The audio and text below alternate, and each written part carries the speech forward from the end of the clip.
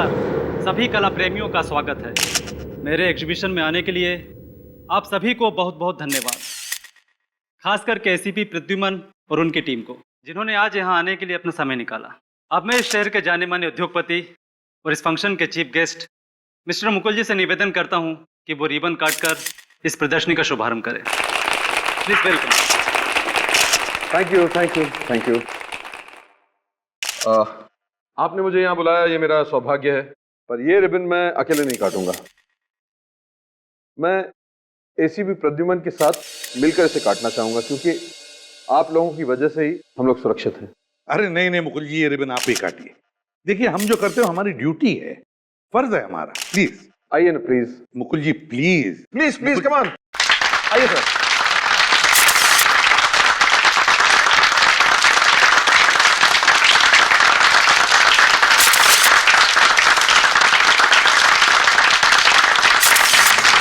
हाँ प्लीज।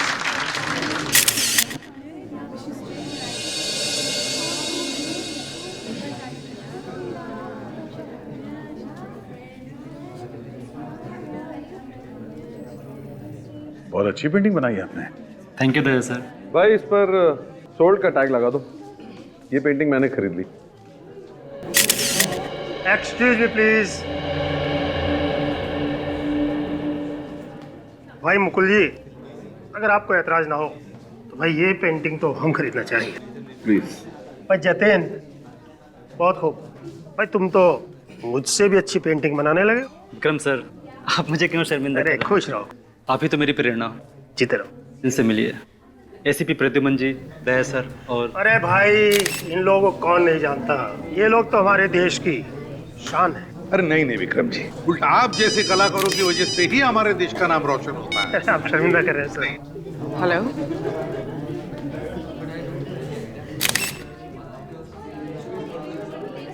कब? सर, हाँ। सर मशहूर टीवी रिपोर्टर रोनिता जी लापता हो गई। लापता कैसे? सर कुछ घंटे पहले वो मेयर साहब का इंटरव्यू लेने के लिए जा रही थी। अपने ऑफिस से निकली तो थी, लेकिन वहां पहुंची नहीं। सर। हाँ। रोनिता मेरी कजिन, प्लीज उसे ढूंढ निकालिए। तुम्हारी बहन है रोनिता? जी। ठीक है, घबराओ मत, कुछ नहीं होगा, हम ढूंढ निकालेंगे उसे। एक काम करो, उस रास्ते भी जाकर चेक करो जिस रास्ते से रोनिता मेयर के बंगले पर जा रही थी, और हम उसके ऑफिस में जाकर चेक करते हैं।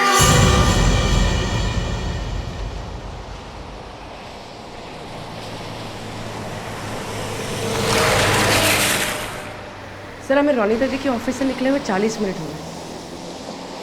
वो मेयर साहब से मिलने यहीं से गई होंगी, लेकिन उनकी गाड़ी अभी तक दिखाई नहीं दी। वही समझ में नहीं आ रहा पूर्वी, ये रोनिता जी गायब कहाँ हुई?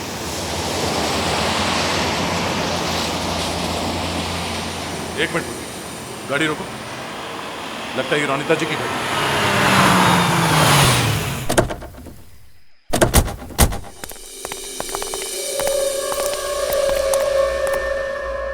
सर गाड़ी के अंदर तो कोई भी नहीं है और आसपास भी कोई नहीं है।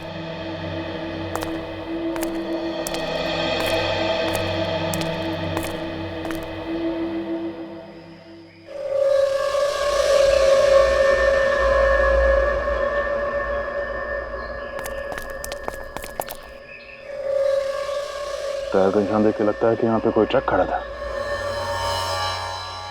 सर मतलब रोनिता जी की गाड़ी के ठीक पीछे एक ट्रक भी पार्क था। और इस निशान से साफ पता चलता है कि वो ट्रक बाद में यहाँ इस रोड पे गया है।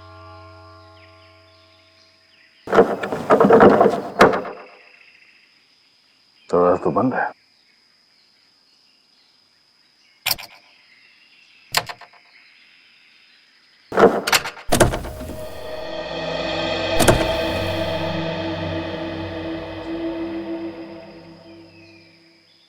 गाड़ी के अंदर देख के लगता तो नहीं है कि यहाँ पे हाथापाई हुई है। सब कुछ ठीक ठाक है।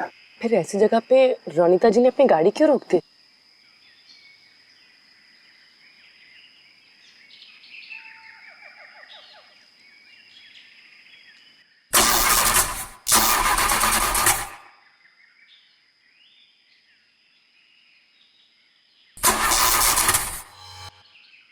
हाँ, रोनिता जी की गाड़ी खराब हो गई थी, इसलिए मजबूरन उन्हें गाड़ी यहाँ छोड़नी पड़ी।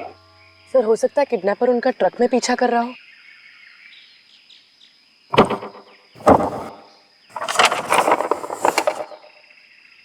सर ये देखिए, सर गाड़ी खराब होने के बाद रोनिता जी ने जरूर इस इमरजेंसी कार सर्विस को फोन किया होगा। कार सर्विस वाले को? हाँ सर। इसका मतलब है कोई ना कोई मैकेनिक तो यहाँ पे आया होगा गाड़ी देखने के लिए, और वही बता सकता है कि यहाँ पे एग्जैक्टली हुआ क्या था। जरा इस सर्विस स्टेशन में फोन करके पता करो। सर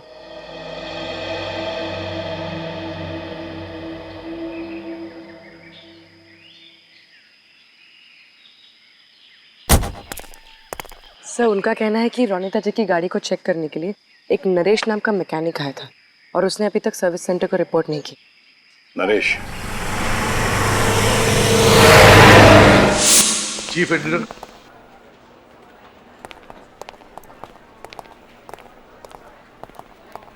आप चीफ एडिटर शंतनु हैं?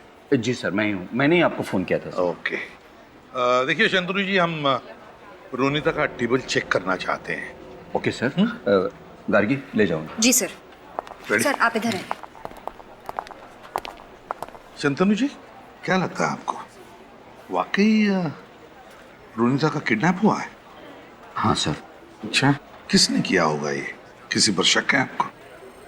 पता नहीं सर, वैसे रोनिता तो एक बहुत ही होशियार और निडर रिपोर्टर थी। उसने कई हाई प्रोफाइल लोगों के गैर कानूनी धंधों का पर्दाफाश किया था सर। ओह, समझ में नहीं आता कि किस पर शक किया जाए और किस पर नहीं किया जाए। शंतनु जी एक बात बताइए, ये रोनिता फिलहाल किसकी स्टोरी पर काम कर रही थी?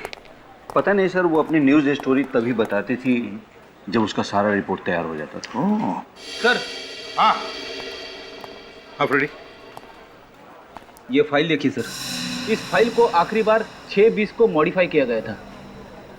और रोनिता भी करीब 6:30 बजे ऑफिस से बाहर निकली थी। मतलब रोनिता ऑफिस से बाहर जाने से पहले किसी फाइल पर काम कर रही थी। इस फाइल पर, फाइल खोल के देखा? इस फाइल को खोलने के लिए पासवर्ड चाहिए। उन्होंने इसे लॉक करके रखा है। तो मैंने रोनिता टाइप करके देखा, मगर पासवर्ड कुछ और ही है। पासवर्ड जानती है? सर अब बोल्ड BOLD टाइप कीजिए। पिछले प्रोजेक्ट में जब हमने साथ काम किया था तो उसने अपनी फाइल का पासवर्ड बोल्ड ही रखा था। BOLD। ये पासवर्ड भी गलत है। अब क्या करें सर? कोई तो पासवर्ड होगा ना फ्रेडी, कोई तो पासवर्ड होना ही चाहिए। ये रोनिता की डायरी है? जी सर। शायद इसमें हो सकता है। ये क्या नाम है? AID, Aida? कि ये रोनिता का पेट नेम तो नहीं? फ्रेडी, जरा इसे टाइप करके देखो, AIDA, आइडा।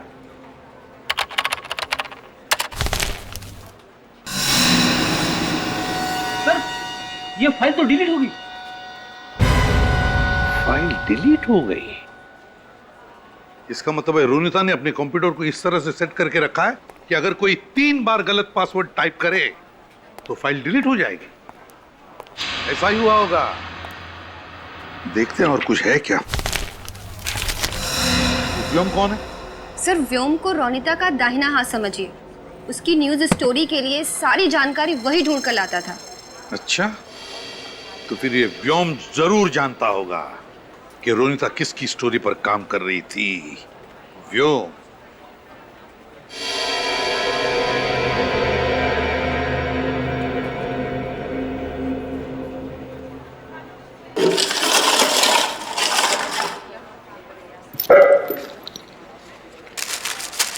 सर ये तो किसी की फोटो लग रही है। हाँ फ्रेडी। सर रोनिता को मैंने ये फोटोज डस्टबिन में डालते हुए देखा था। उसके बाद वो जल्दी जल्दी में कहीं बाहर निकल गई। अच्छा, तो देखे तो सही लगा कर किसकी फोटो है ये।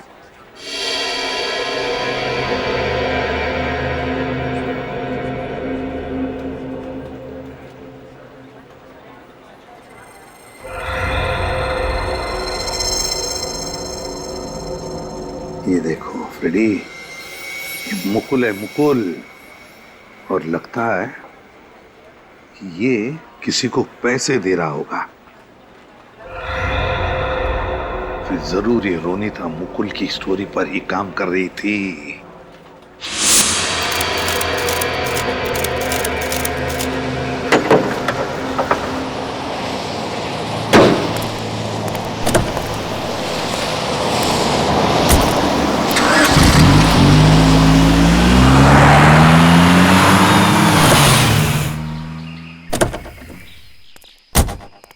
हरेश, जी हम लोग सीआईडी से हैं। क्या आपने रोनिता जी का कंप्लेंट कॉल अटेंड किया था? कार नंबर है XC021346। हाँ सर, मुझे ही भेजा गया था। तो क्या तुम मिले थे उनसे? नहीं मैम, मैं जब उनकी कार तक पहुंचा तो वो लॉक करके जा चुकी थी और मैंने उनके मोबाइल पे कॉल भी किया तो फ़ोन स्विच ऑफ आ रहा था। तो क्या ये आपकी ड्यूटी नहीं है कि आप इमरजेंसी सर्विस सेंटर में कॉल करके बताएं कि रोनिता जी कार छोड़ के चली गई? सॉरी सर, एक्चुअली मुझे पहुंचने में थोड़ा लेट हो गया था, तो मुझे लगा कस्टमर मेरे बॉस से कंप्लेंट ना कर दे, इसलिए मैंने अपने बॉस को कॉल ही नहीं किया। अच्छा ये बताओ कि उनकी गाड़ी के आसपास तुमने कोई ट्रक देखा?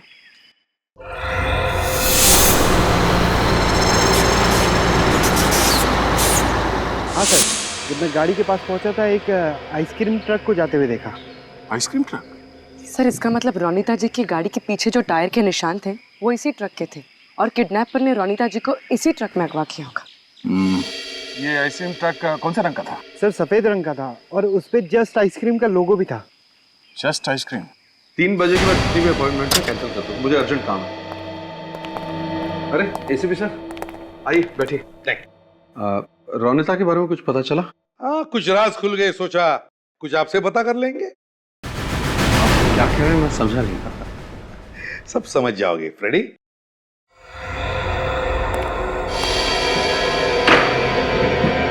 ये सब क्या हो रहा है? आप मुझ पर शक कर रहे हैं? मैं भला अपनी कजन को क्यों अगवा करवाऊंगा? इसलिए ये फोटोग्राफ आपको कहां से मिला? सवाल हम तुम्हें पूछने आए, उल्टे सवाल पे सवाल तुम हमें पूछे जा रहे हो। वाह, बताओ कौन है ये आदमी? और उसे पैसे ही दे रहे हो ना तुम? ये एक एजेंट है, लेकिन मैं किसी से भी मिलूं, कुछ भी करूं, इससे रोनिता का क्या लेना देना? क्योंकि ये फोटोग्राफ रोनिता के ऑफिस में से हमें मिला है, उसकी टेबल पर से। इसका मतलब रोनिता मुझ पर नजर रखी हुई थी, लेकिन क्यों? मुझे तो इस बारे में पता भी नहीं। झूठ बोल रहे हैं आप। आपकी अपॉइंटमेंट डायरी में व्योम का नाम लिखा हुआ है। कौन है ये व्योम? इस व्योम का नंबर तुम्हारे डायरी में कैसे? क्यों? सर ये वो आप मेरी पूरी बात सुन लीजिए। मुकुल जी, तुम्हारे मेहमान बनकर हम तुम्हारे एग्जीबिशन में आए थे, अब तुम हमारे मेहमान बनकर हमारे ब्यूरो में चलिए। इस रोड पर तो हमारा ट्रक कभी जाता ही नहीं। ये जरूर वही ट्रक होगा जो कुछ दिन पहले चोरी हो गया था। कहाँ से चोरी होता है ट्रक हमारा? ट्रक का ड्राइवर ट्रक को लेकर अपने घर गया था, वहीं पर किसी ने उस पर हमला किया और ट्रक लेकर भाग गया। सर ये उस ट्रक का ड्राइवर है, मोंटू। मोंटू, ये सब कब हुआ, कैसे हुआ, शुरू से बताओ। साहब, मैं ट्रक लेके अपने घर गया था खाना खाने और पीछे से कोई ट्रक में घुसा और मेरे ऊपर वार कर दिया। आपने उसका चेहरा देखा था? नहीं, उसने किसी चीज से वार किया और मैं बेहोश हो गया। अच्छा, उस आदमी के बारे में कुछ और बता सकते हो? साहब, उसके शरीर से मांस की बदबू आ रही थी। मांस की बदबू? Thank you. टीवी रिपोर्टर की किडनैपिंग, आइसक्रीम ट्रक की चोरी और किडनैपर के शरीर से मांस की बदबू, सारे कड़ियों को जोड़ना होगा। बताओ मुकुल, अपनी बहन रोनिता को किडनैप करके कहां रखा है तुमने उसे? सर मैंने रोनिता को किडनैप नहीं किया। इनफैक्ट जब ये खबर मिली मैं तो आप ही के साथ था एग्जीबिशन में। क्या चाल चली है तुमने मुकुल जी? हमारे साथ रहकर तुमने अपनी बहन को किडनैप करवा लिया ताकि तुम पर कोई शक ना करे, है ना? पर सर मैं रोनिता को क्यों किडनैप कराऊंगा? क्योंकि आप बड़े बड़े टेंडर रिश्वत खिला के पास करवाते हैं और रोनिता इस बात को दुनिया के सामने लाना चाहती थी, इसलिए। क्यों, है ना ये सच? हाँ ये सच है कि टेंडर पास करवाने के लिए मैं थोड़ी बहुत हेरा फेरी करता था, पर रोनिता इस बात को जानती थी, मुझे पता नहीं था। फिर तो आप व्योम को भी नहीं जानते होंगे। कौन व्योम? व्योम, वही व्योम जो तुम्हारे काले कारनामे तुम्हारी बहन रोनिता को बताता था और जिसका फोन नंबर हमें तुम्हारे ऑफिस से मिला, वो व्योम। ओके, मैं मानता हूं कि मैं व्योम को जानता हूं। मेरे अलावा दूसरे जिन लोगों ने टेंडर्स भरे हैं उनकी कॉपीज चुराकर मुझे लाकर देता था, पर यही बातें वो रोनिता को भी बताता था, मुझे पता नहीं था। अच्छा, नहीं मालूम? पूर्वी, जरा व्योम को फोन लगा। सर। विनीत, उस आइसक्रीम के ट्रक ड्राइवर से कुछ पता चला? सर, वो ड्राइवर कुछ देख तो नहीं पाया, लेकिन हाँ, उसने इतना जरूर बताया कि जिस आदमी ने उसके ऊपर हमला किया था, उसके शरीर से कुछ मांस और मटन की बू आ रही थी। मांस मटन की बू आ रही थी? इसका मतलब है ये आदमी जरूर वहीं पे काम करता होगा जहां पर मांस मटन का पैकिंग होता है। जरा मैप निकालो।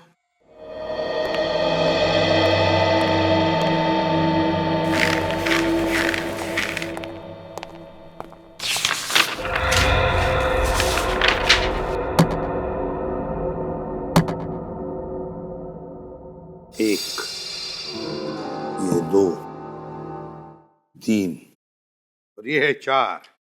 शहर में 4 जगह हैं जहां पर मांस मटन का पैकिंग होता है। मतलब सर, हमें इन चारों जगहों को जाकर चेक करना पड़ेगा। बिल्कुल चेक करना पड़ेगा। सर। हाँ।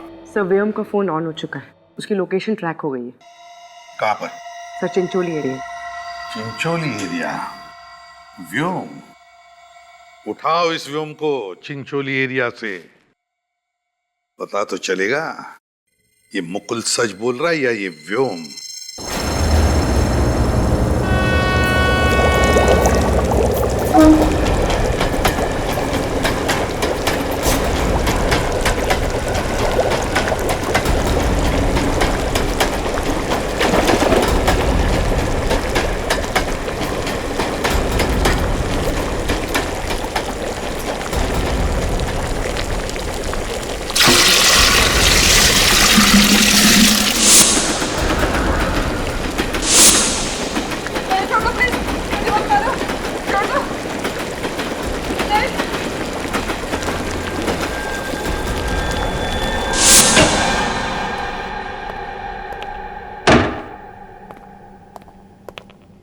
व्योम जी। जी, आप लोग? सीआईडी। रोनिता जी के बारे में आपसे कुछ बात करनी है। रोनिता? कौन रोनिता? पता नहीं सर, इनके दिमाग में क्या चल रहा है। पहले मना करते फिर मान जाते हैं। मुकुल ने तुम्हारे बारे में हमें सब कुछ बता दिया है व्योम, और तुम उसके लिए क्या काम करते हो ये भी बताया है। हमें पता चल चुका है कि तुम मुकुल के सीक्रेट रोनिता जी को बेचते थे और रोनिता जी के सीक्रेट मुकुल को। दोनों को डबल क्रॉस कर रहे हो तुम। अब आप लोगों को सब पता चल ही चुका है तो मैं और क्या बोलूं? रोनिता को किडनैप करके कहां रखा है? क्या रोनिता किडनैप हो गई है? नाटक मत कर, समझा? नहीं सर, मैं सच बोल रहा हूँ। मुकुल जी के बारे में खबर देने के बदले रोनिता मुझे ढेर सारे पैसे देती है। मैं भला उससे किडनैप क्यों करूंगा? आज सुबह कहाँ थे तुम? मैं मुकुल जी के ऑफिस में था, आप चेक कर सकते हैं। रोनिता से तुम्हारी आखिरी बार बात कब हुई थी? मुकुल जी के ऑफिस से निकलने के बाद मैंने उसे फोन किया था। कितने बजे? 1 मिनट, ये 12 बजे। 12 बजे? वो 12 बजे तो गायब हुई थी। और सर, हमने रोनिता का मोबाइल चेक किया था, उसमें इनका नाम और नंबर दोनों ही नहीं थे। मैंने उसके प्राइवेट नंबर पर फोन किया था, ये वाला नंबर देखिए। मतलब ये सब काम करने के लिए रोनिता जी ने अलग नंबर रखा था, प्राइवेट नंबर? क्या बात हुई थी रोनिता के साथ? फोन कनेक्ट हुआ था, मैं हेलो हेलो कर रहा था, लेकिन सामने से कोई आवाज नहीं आई। हाँ, लेकिन आसपास कोई रेलवे ट्रैक जरूर होना चाहिए, क्योंकि ट्रेन की आवाज आ रही थी। अच्छा, ट्रेन की आवाज? तो फिर अभिजीत, रेलवे लाइन के आसपास जितने भी मीट पैकिंग फैक्ट्रीज है चेक करो।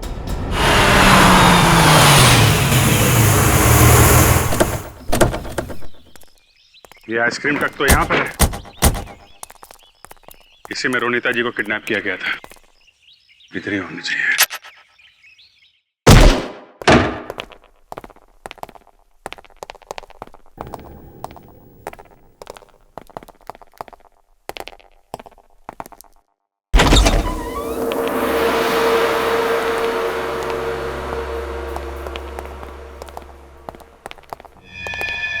अरे ये सब कौन है? सर, ये पुतले हैं सर। मोम के पुतले। बाहर आइसक्रीम का ट्रक, यहां मोम के पुतले और रोनिता जी गायब। चेक कर।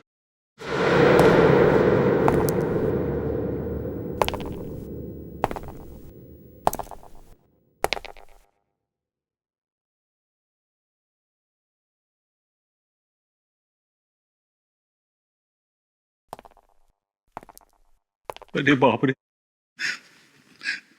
मुझे तो बहुत डर लग रहा है।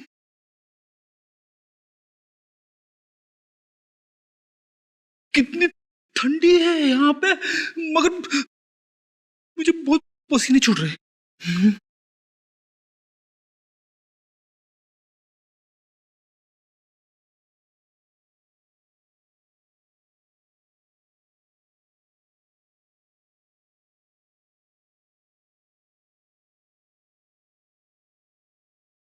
ये तो रोनिता जी जैसा दिखने वाला पुतला है। सर, क्या बन देखिए सर। अरे रोनिता इतनी फेमस हो गई कि लोग उसका पुतला बनाने लगे। नहीं फ्रेडी, इस पुतले में कुछ खास बात है। ये पुतला बाकी पुतलों से अलग है।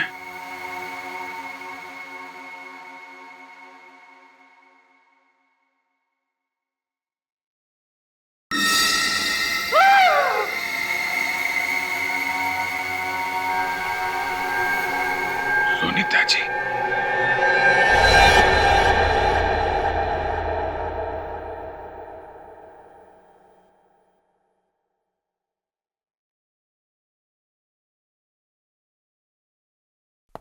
जी डॉक्टर साहब, क्या लगता है? अभिजीत, खूनी ने पहले इस बेचारी रोनिता के पूरे शरीर पर खौलता हुआ मोम डाला, उसके बाद अपनी कारीगरी दिखाई। मौत कैसे हुई रोनिता जी की? अभी तो इसके शरीर को मोम से बाहर निकाला है। मौत कैसे हुई जानने के लिए तो इसकी बॉडी को फॉरेंसिक लैब ले जाना पड़ेगा। सर ये राजू है, इस गोडाउन की देख रेख यही करते हैं। राजू, ये लाश कैसे है यहाँ पे? मुझे पता नहीं सर, मैं तो सिर्फ इतना जानता हूँ कि यहाँ बहुत सारे मोम के पुतले रखे जाते हैं। लेकिन तुमने किसी को तो देखा होगा, कौन आया था यहाँ पे? कोई नहीं सर। सो रहे थे? हैं? किसका गोडाउन है ये? ये विक्रम सर का है, और यहाँ पे जितने भी मोम के पुतले रखे हैं ये उन्होंने ही बनाए। विक्रम जी, जो बहुत बड़े कलाकार हैं, बहुत बड़े मूर्तिकार। विक्रम जी घर पे है क्या? हम लोग सीआईडी से। हाँ है।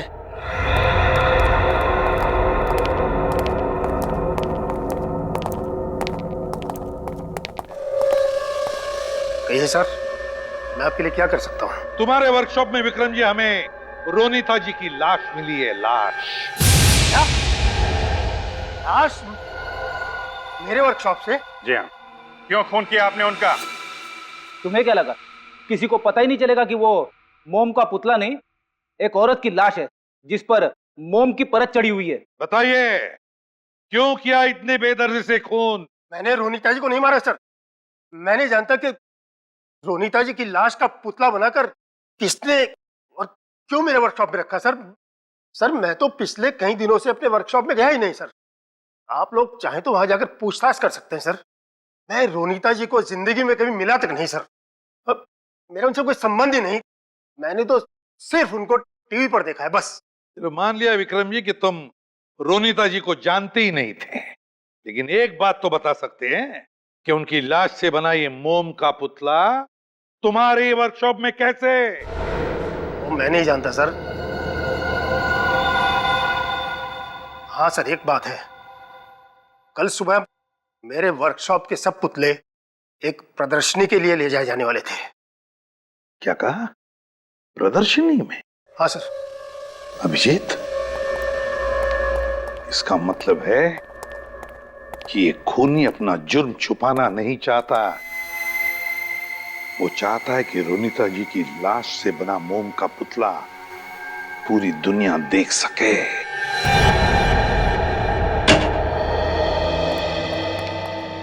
यार साळुंखे, क्या इसकी मौत जहर से हुई थी?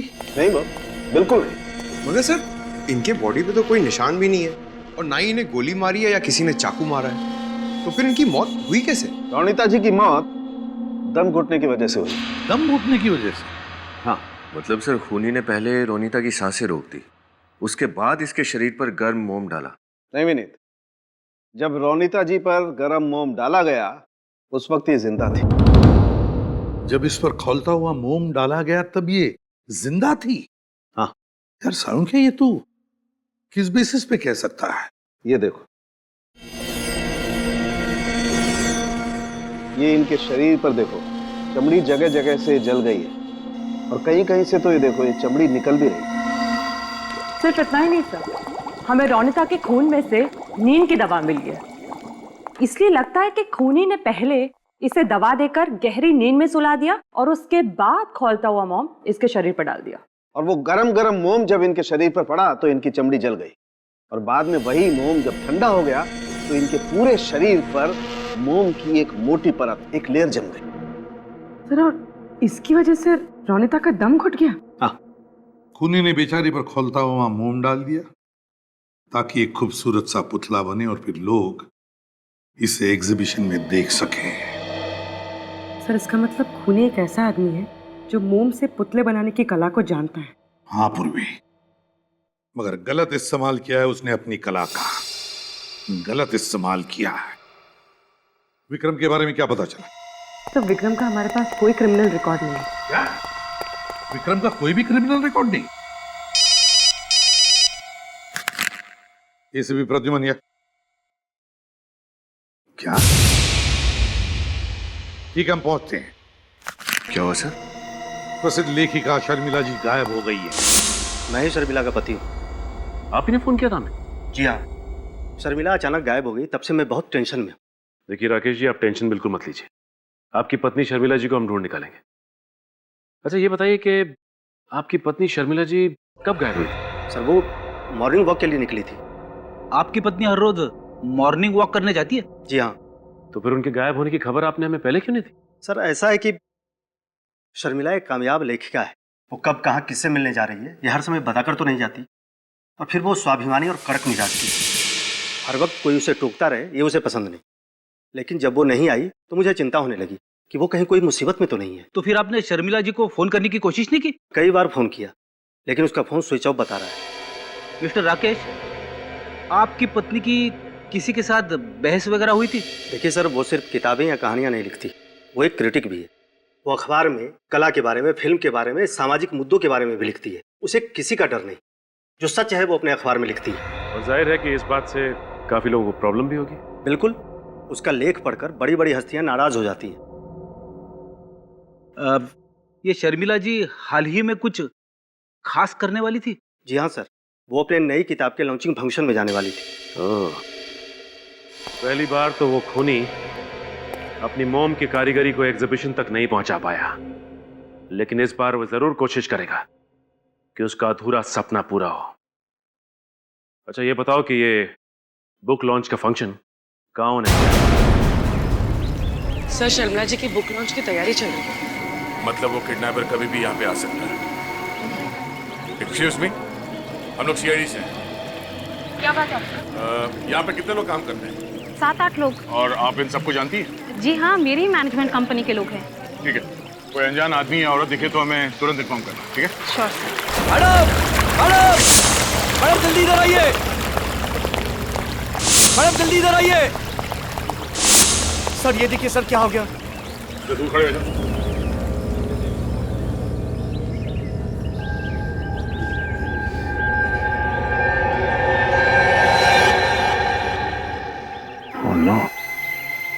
लाश।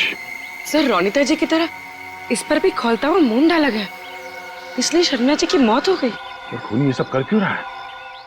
और शर्मिला जी की मोम के पुतले को यहाँ अंदर लाया कैसे? ये पुतला अंदर आया कैसे? आपने से किसी ने उस खूनी को देखा? पर सर जब मैं टेरेस पे आई थी तब ये पुतला यहाँ नहीं था। जब आप यहाँ आई तो मेन डोर का ताला ठीक था? यस मैम, मैंने अपनी चाबी से दरवाजा खोला था। सर स्विमिंग टैंक साफ करने के लिए कोई आदमी आया तो था। तब आप कहाँ थी? एक्चुअली मैम डेकोरेशन का सामान आया था तो मैं वही लेने गई थी, शायद तभी। हाँ, तभी एक आदमी आया तो था। तुमने उस आदमी का चेहरा देखा? दूर से देखा था सर, कुछ याद नहीं है। रोनिता की मोम के पुतले में लाश, और अब शर्मिला की लाश मोम के पुतले में, क्या कनेक्शन हो सकता है? सर शर्मिला जी की फोरेंसिक रिपोर्ट आ गई। सर इनकी मौत भी वैसे ही हुई थी जैसे रोनिता जी की हुई थी। ये देखो, गर्म मोम की वजह से चमड़ी जल गई, खून में नींद की दवाई, दम घुटने से मौत। अभिजीत बिल्कुल वही तरीका मरने का। सर इस खूनी के सीने में तो दिल ही नहीं, कितनी बेरहमी से खून किया इसने दोनों का। सर दोनों ही खून में कनेक्शन दिख रहा है। रोनिता जी और शर्मिला जी, दोनों औरतों की उम्र 40 साल, एक टीवी रिपोर्टर, एक लेखिका, दोनों निडर औरतें, दोनों का काम एक, समाज में काले कारनामे करने वाले लोगों का पर्दाफाश करना। इसीलिए दोनों को मार डाला। लगता तो यही है। यानी सर कोई और औरत होगी जो ऐसा काम करती होगी, खूनी उसे भी अपना निशाना बना सकता है। हाँ विनीत, और इस सीरियल किलर तक पहुंचने के लिए हमें एक आदमी की मदद लेनी पड़ेगी, विक्रम। सर नमस्ते। हाँ विक्रम। विनीत सर बताइए, मुझे यहाँ क्यों बुलाया? विक्रम, एक काम है। मोम के पुतले बनाने वाले लोग तो गिने चुने ही होंगे, और उनके बारे में तुम बहुत कुछ जानते होंगे, है ना? जी जी हाँ सर। विक्रम जी, ये फोटो देखिए। ये दो मोम के पुतले हैं, रोनिता जी और ये शर्मिला जी। अब बता सकते हैं ये कलाकारी किस आर्टिस्ट की है?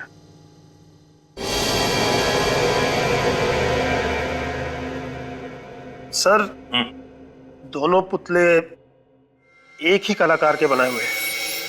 दोनों पुतलों के एक ही स्टाइल में तराशा गया है।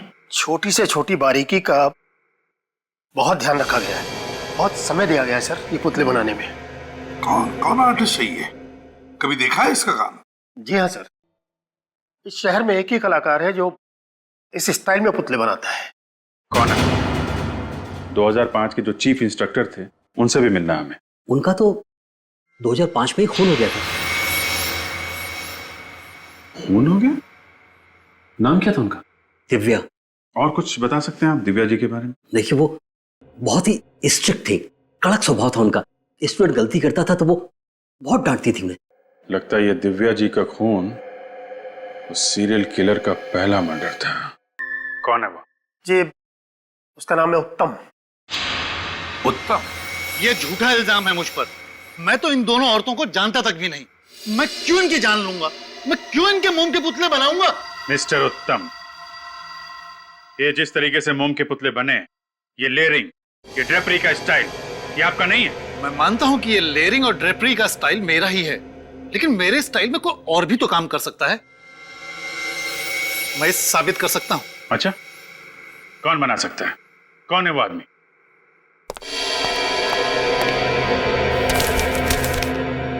ये चिट्ठियां मुझे किसी गुमनाम शख्स ने लिखी है सर। यही वो आदमी है।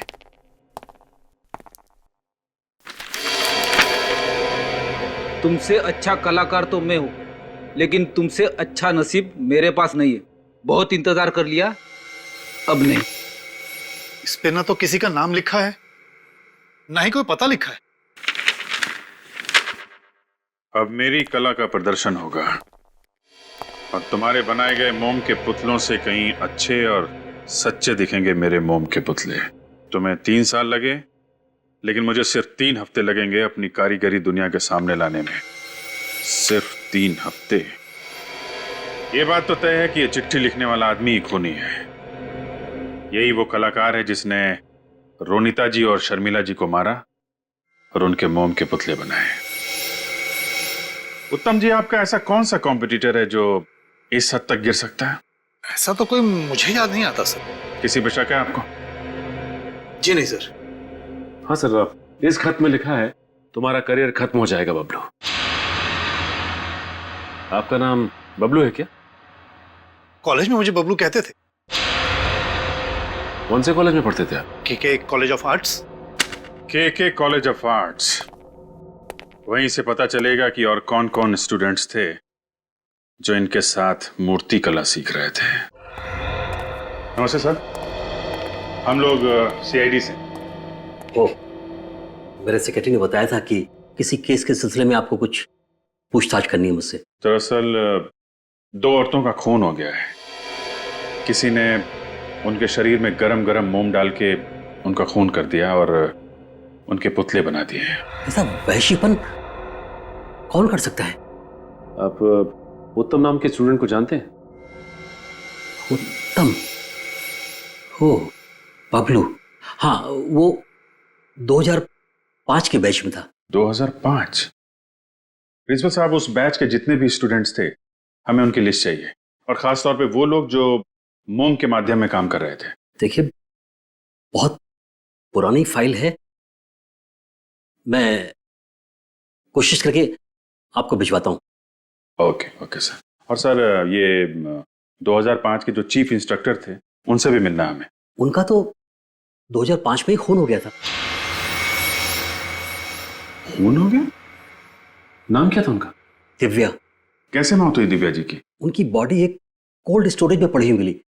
बहुत तहकीकात हुई लेकिन खूनी का कुछ भी पता नहीं चला। और कुछ बता सकते हैं आप दिव्या जी के बारे में? देखिए, वो बहुत ही स्ट्रिक्ट थे, कड़क स्वभाव था उनका। स्टूडेंट गलती करता था तो वो बहुत डांटती थी उन्हें। उम्र क्या रही होगी उनकी? यही लगभग 40 के आसपास रही होगी। 40 साल? 40 साल की औरत, कड़क स्वभाव और डिसिप्लिन वाली, बिल्कुल शर्मिला जी और रोनिता जी जैसी। यानी कि खूनी ऐसी औरतों का खून कर रहा है? हाँ फ्रेडी, लगता है ये दिव्या जी का खून उस सीरियल किलर का पहला मर्डर था। सर, सोशल एक्टिविस्ट रजनी जी का किडनैप हो गया है। रजनी का किडनैप हो गया? कहां पर? करना क्या चाहते हो तुम? ज्यादा कुछ नहीं, बस तुम्हारी मोम की मूर्ति बनाना चाहता हूं मैं। ये जो तुम्हें सामने गरम गरम खौलता हुआ मोम दिखाई दे रहा है ना, ये मोम तुम्हारे शरीर पर डाल दूंगा।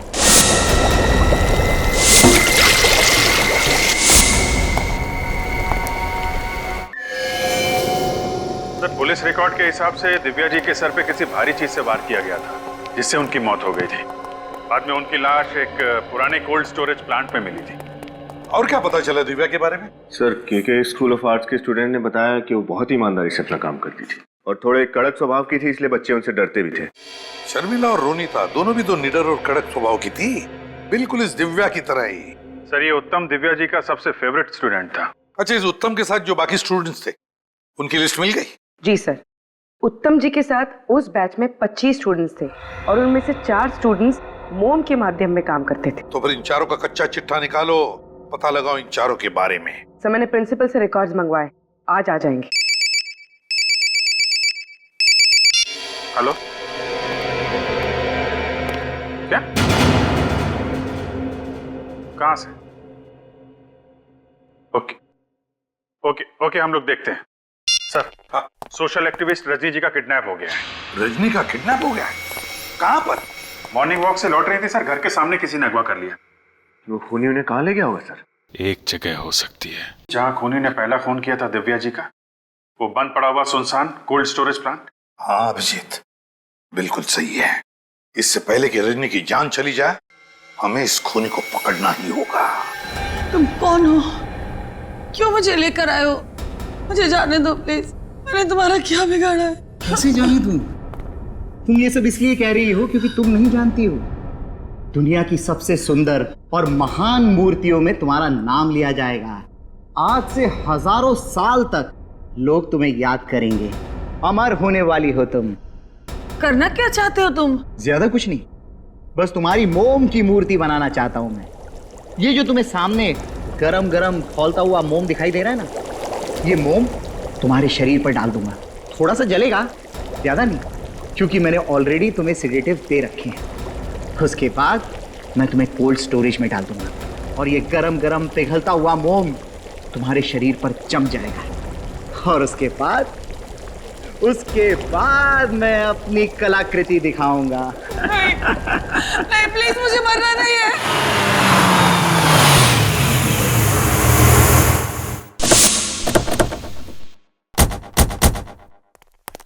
यही है वो पुराना कोल्ड स्टोरेज, संभाल के। मोम भी सही तापमान पर गर्म हो गया है। नहीं, मुझे नहीं मरना है, छोड़ दो मुझे।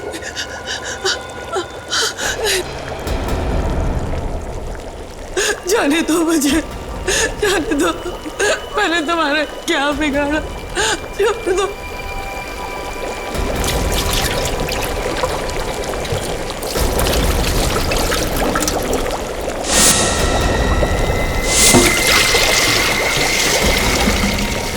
जाने दो, भगवान के लिए छोड़ दो मुझे।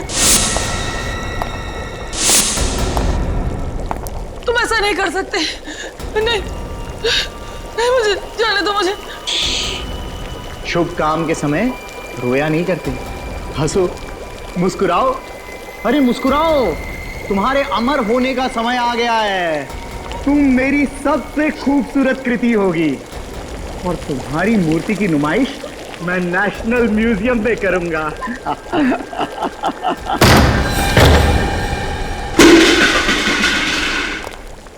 मिस्टर व्योम, के कॉलेज ऑफ आर्ट्स का नाम बदनाम कर रहे हो। असली नाम क्या है तुम्हारा? असली नाम? सिद्धार्थ नाम है मेरा। पहचान छुपाने के लिए नाम बदला था मैंने। और अपना अपराध छुपाने के लिए तुमने हमारी मदद की। बहुत कोशिश की तुमने हमें गुमराह करने के लिए। रोनिता जी के बारे में इंफॉर्मेशन देना, वो फोन के डिटेल्स, रेलवे ट्रैक की आवाज, अच्छा नाटक था। क्यों मारा तुमने दिव्या जी को? हमेशा मुझे डांटती रहती थी। उत्तम ही उसका सबसे चहेता स्टूडेंट था। इसी कोल्ड स्टोरेज में हम लोग प्रैक्टिकल्स के लिए आया करते थे और इसी कोल्ड स्टोरेज में उसने सबके सामने मेरा अपमान किया था। और इसीलिए तुमने दिव्या जी को इस कोल्ड स्टोरेज में मारा और उत्तम के स्टाइल में उसका पुतला बनाया ताकि उत्तम फंस जाए। हाँ, दिव्या जैसी औरतों को मारकर मैं अपना गुस्सा उतारता रहा। दिव्या ने मेरा भविष्य बर्बाद कर दिया था। कोई किसी का भविष्य बर्बाद नहीं करता है। इंसान अपना भविष्य खुद बनाता है या खुद बिगाड़ता है। तुम्हारी तरह। फांसी होगी तुम्हें, फांसी।